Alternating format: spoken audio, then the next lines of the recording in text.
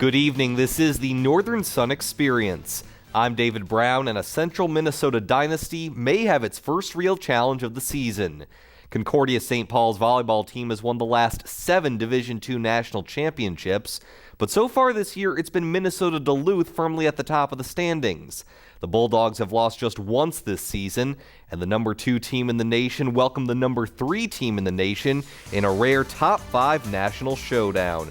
UMD took the first 2 sets and they were looking for a sweep in the third. Mariah Scharf drops it in and the Bulldogs have a 5-point lead. Later in the set, Ashley Hinch sets up Maddie Soroin on the right side for the kill, and the lead grows to 6. The Golden Bears would fight back.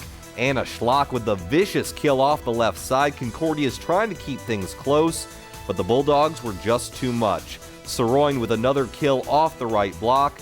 UMD sweeps Concordia St. Paul 3-0. The Bulldogs are now 18-1. They've won 12 games in a row. Now, despite the loss to Duluth, Concordia fared much better the previous night in St. Cloud. First set, Casey Williams sets up Emma Lang for the game point. Golden Bears up 1 set. They're up 2 sets now, but the Huskies not backing down. Taylor Rollo to Shannon Klink off the left side. St. Cloud would take set 3, but Concordia wouldn't let this one get away. After a nice save by St. Cloud State, Casey Williams just drops it into no man's land, and the Golden Bears take this one 3-1. In other Minnesota action from Friday, Winona State was at Crookston. Off the serve, the Warriors' Lauren Krundowitz taps it over. Warriors with an early lead. Later, Minnesota Crookston goes for the kill off the Winona serve, but it's blocked by the Warriors' Rachel Polland, and Winona State takes the first set. And they would sweep from there. McKenna Larson sets up Sydney Racky for the southpaw kill. Winona State tops Minnesota Crookston 3-0. Well, let's kick things up a notch with soccer, and no team is hotter right now than Minnesota State. The Mavericks have yet to lose this season, and they went into this past weekend hoping to maintain perfection. On Saturday, they traveled to North Dakota to take on Minot State. 25th minute, Emily Morris blasts one from 20 yards out. Mavs with the 1-0 lead. But just 7 minutes later, the Beavers tied up on this Kristen Long goal. We're tied at 1 going into halftime. But that's where the Mavs would pull away. Rebecca Peterson gets it off the left side in the 73rd minute. And then off the corner kick, Sydney Trotter will try to knock it in, but she actually gets some help from Minot's Kennedy Bohm. 3-1 lead on the own goal, and that would be your final from Minot. The next day, the Mavs traveled south to Bismarck to battle UMary. 12th minute, Emily Morris sets up Corey Cronforce with the header, and Minnesota State gets another early lead. 54th minute now, penalty kick for the Mavs, and Dana Savino nails it. 2-0 at that point, and the Mavs shut out UMary 3-0. They're now 12-0 on the season, and they were just named the new number 1 team in the country in the NSCAA Continental Tire Rankings. In other soccer action from Saturday, Winona State traveled to Minnesota State Moorhead, and this one was a defensive affair. Warriors in the Dragon zone, but Ashley Leentz comes up with one of her 10 saves. Then a little bit later, it's MSU Moorhead's turn, but the shot by Erin Nyberg is too high. We would go into overtime with no score on the board, but watch this. Elena Nee fakes the free kick, Madeline Jansen actually kicks it, and the sick bend goes top left. An amazing goal and a stunning finish.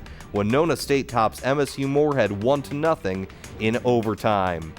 Also on Saturday, St. Cloud State took on Augustana in Sioux Falls. No score second half, Tage Thorson corrals the ball and fires on net. That goal gave the Huskies a 1-0 lead in the 63rd minute.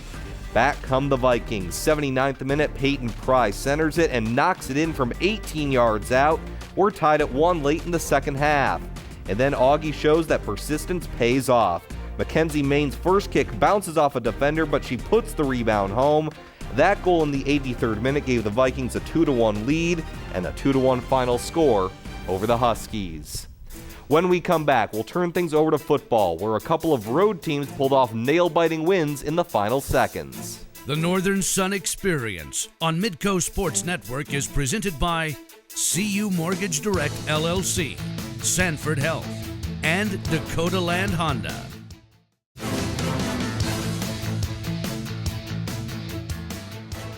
Welcome back to the Northern Sun Experience. The University of Mary's football season thus far has been bookended by the closest games of the year.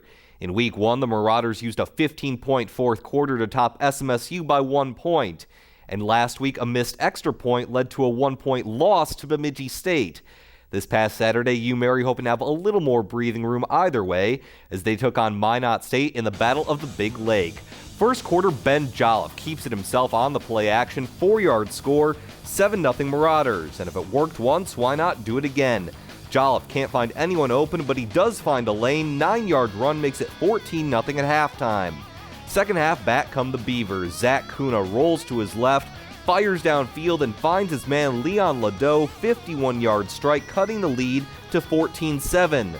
Later in the third, Kuna to Ladeau again, 13 yards to the back corner. We're tied at 14. And that's when things started to get crazy. Jolliffe's pass is picked off by Bryce Broom, who sweeps his way into the end zone.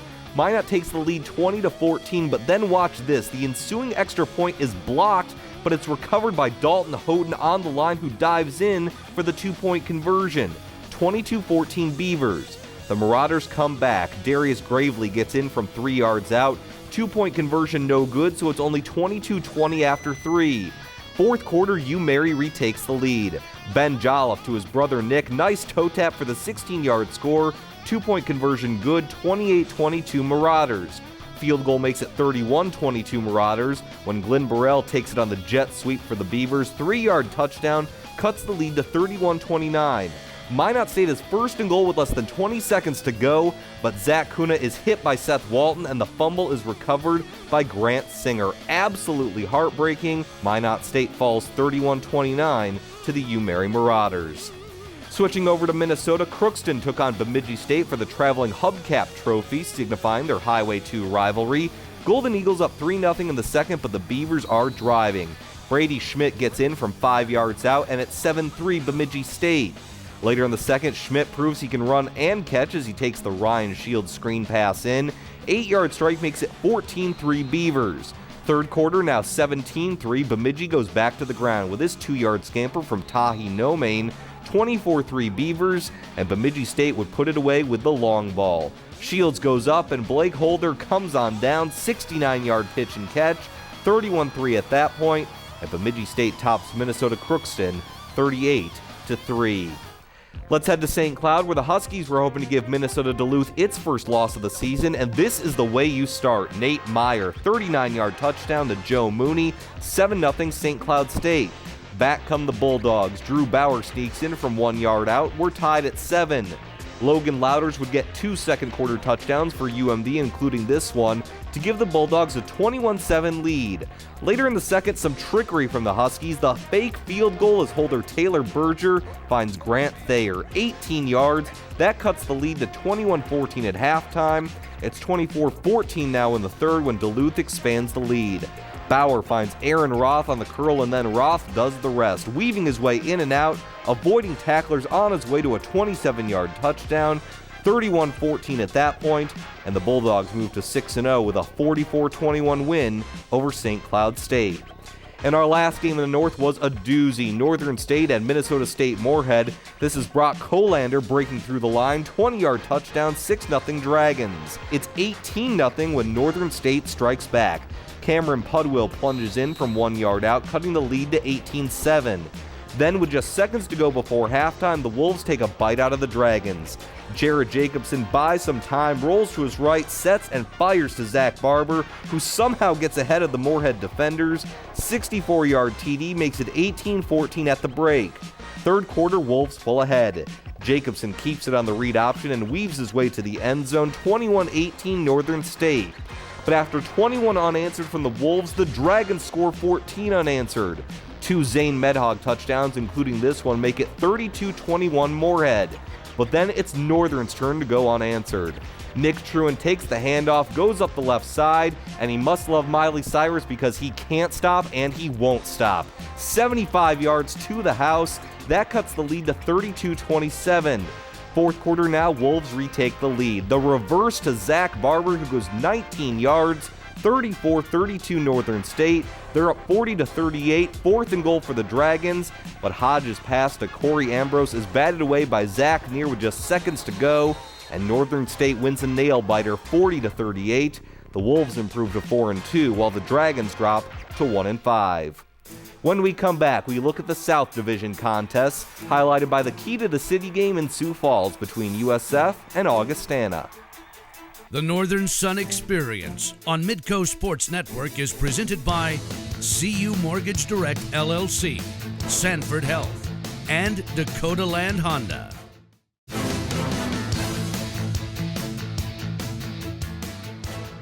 The University of Sioux Falls may be the most recent school to join the NSIC, but its presence is already having an impact. For the past 2 years, USF has reestablished its rivalry with nearby Augustana College in the Key to the City football game. The Cougars won the first 2 contests, and they were looking to go 3 for 3 on Saturday. Second quarter, Cougars down 3-0, but not for long. Luke Papillion finds Brady Rose, who makes some nice moves into the end zone. USF takes a 7-3 lead, and they would not relinquish it. Later in the second, handoff to Nephi Garcia, who makes his way through the first line of defense, cuts back, and heads up the right side to Patert. 45-yard touchdown run, 14-3 USF.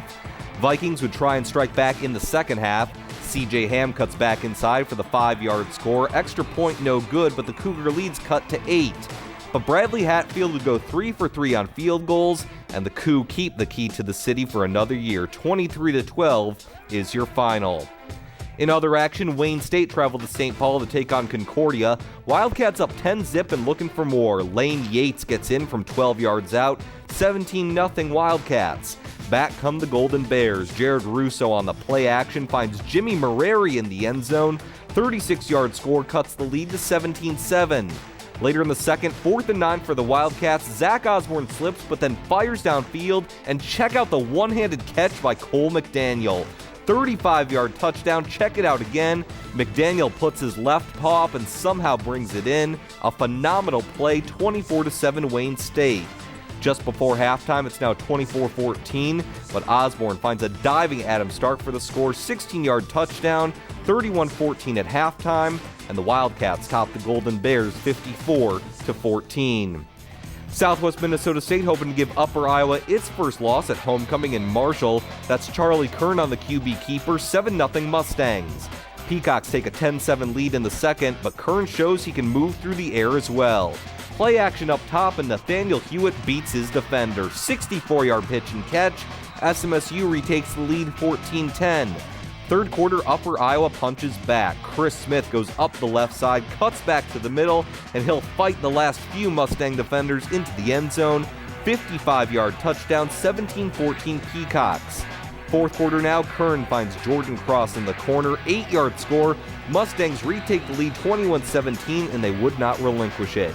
Kern hits Cross again, 24-yard touchdown, and the Mustangs knock off the Peacocks 28-25. The first game of the weekend is the last game in our highlights. Winona State hosted Minnesota State last Thursday. Warriors up 3-0, but not for long. Connor Thomas, 4-yard touchdown. Mavs take a 7-3 lead. Later in the first, Ricky Lloyd works the play action, finds a wide-open Dorian Buford. 51 yards, 14-3 Minnesota State. Mavericks well ahead in the second half when this happens. Nick Pieracini's pass is tipped by Winona State, then tipped by Buford, who somehow grabs it and scores. 56 yards. Check it out again. Minnesota State tops Winona State 44-24. When we come back, our Under the Northern Sun feature showcases Southwest Minnesota State. The Northern Sun Experience on Midco Sports Network is presented by CU Mortgage Direct LLC, Sanford Health, and Dakota Land Honda.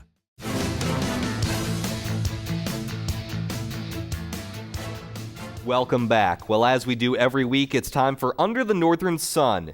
And tonight, it's Southwest Minnesota State University in Marshall, Minnesota, where student athletes not only take pride in being active around campus, but around the community as well. Southwest Minnesota State University opened its doors in 1967 and offers 50 majors, 48 minors, as well as pre-professional programs, master's degrees, and distance learning opportunities. Personal attention is what sets SMSU apart. With an 18-to-1 student-to-teacher ratio, students receive the individual attention they desire as they pursue their academic goals. The campus has been transformed over the last decade, with over $150 million of construction, renovation, and improvements, including a new student center, a renovated library and science labs, along with the Schwann Regional Event Center. SMSU is proud of its rich tradition in intercollegiate athletics. The university offers 17 sports, including 7 men's sports, 9 women's sports, and 1 co-ed. Mustang teams have captured more than 60 conference championships, 2 NCAA region championships, 3 wheelchair basketball national titles, and has had 4 individual national champions. More impressive than the on-field accomplishments for Mustang student athletes has been the success off the field of play. The last 2 academic years have seen more than 350 Mustang student athletes generate an athletics department record GPA of nearly 3.1. You know, the one thing that I truly believed in is that the characteristics that a student athlete has in the classroom that allows them to be successful are the same types of characteristics that we need to be successful in our sport. SMSU student athletes are also very involved with various civic engagement projects throughout the community. SMSU Athletics has been honored 5 times with the Division II Community Engagement Award of Excellence for various events, including the Egg Bowl, Smoke Fest, and the Mustang Shootout. Civic engagement as a whole has been an extremely important part of the success of our department, and I truly believe that the coaches and student athletes' impact in the community has directly impacted our department from a fundraising standpoint and in a number of ways. Corporate sponsorships have been up over the last couple years, as well as the attendance at our events.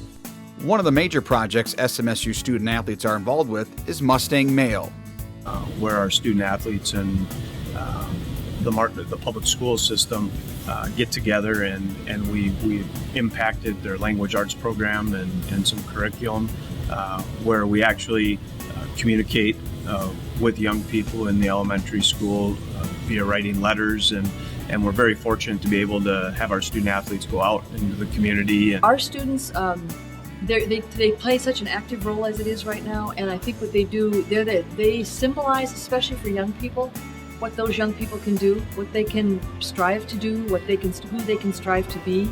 They really represent so much hope, so much promise, and they give people opportunities and a vision to strive for that a lot of these young kids wouldn't have had otherwise if they didn't come in contact with our athletes, with our students. Doing camps and other community activities are awesome, and it really puts in perspective what we are as student athletes. I mean, there's more to life than just your sport, and for some of us, you realize that sooner than later than life. So, and it's amazing that we can give back in those fashions, because not everyone gets that opportunity of doing that, and you can really make a huge influence on the community and even for us as student athletes. I mean, there's a lot of us who want to be coaches and want to do different activities in our respective sport.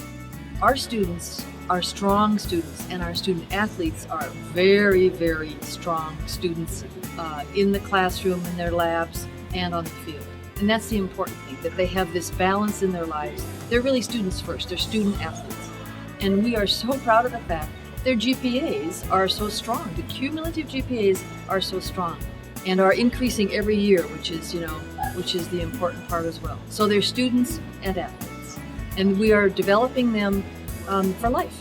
And they work on their character, they work on their academics, they work on their involvement, and of course the athletic competitions as well. It all plays into it.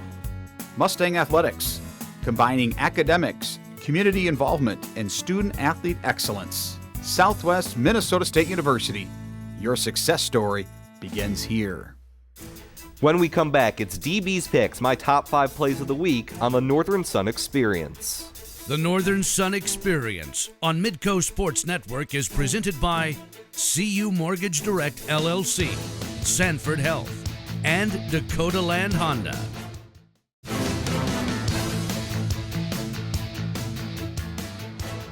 It's time to honor the best of the best with DBs Pics, my top 5 plays of the past week in the NSIC. At number 5, we go to St. Cloud, where the Huskies work the fake field goal to perfection. Taylor Berger hits Grant Thayer for the 18-yard score against Minnesota Duluth. That cuts the lead to 7, but it would not be enough as the Huskies fall to the Bulldogs 44-21. Nevertheless, this gutsy call comes in at number 5. At number 4, we go to Moorhead, where a wild affair between the Dragons and the Wolves switched hands multiple times, just like on this reverse for Northern State. Zach Barber takes it in from 19 yards out to give Northern a 34-32 lead. Check it out again, a great play call to get into the end zone. The Wolves would go on to top the Dragons in a close game, but no contest here. Barber's reverse is number 4. At number 3, we go southeast to Winona, where Minnesota State's Dorian Buford keeps listening to Nelly because he's mastered the tip drill. Somehow hauls it in for a 56-yard touchdown. Watch it again. The pass is underthrown and nearly picked off by Winona State, but Buford keeps his concentration and hauls it in. The Mavs stay perfect on the season thanks to Buford's amazing catch, which comes in at number 3. At number 2, we'll go back to Moorhead, where once again the road team is pulling off some tricks. On the free kick, Madeline Jansen bends it just inside the top left corner for the winning goal in overtime. This broke a scoreless tie in the extra frame, a heartbreaker for MSU Moorhead, but the sick bend gives Winona State a 1-0 win and play number 2 of my top 5. But the number 1 play of the week goes to Wayne State's Cole McDaniel, the one-handed left-handed catch on 4th and 9 for the Wildcats. Quarterback Zach Osborne slips, regains his composure, and somehow McDaniel hauls it in. Wayne State would top Concordia 54-14, and Cole McDaniel is on top of my top 5 for this past week. Once again, a thank you to all NSIC member schools for contributing their time and video to make this show happen. We'll see you next week on The Experience.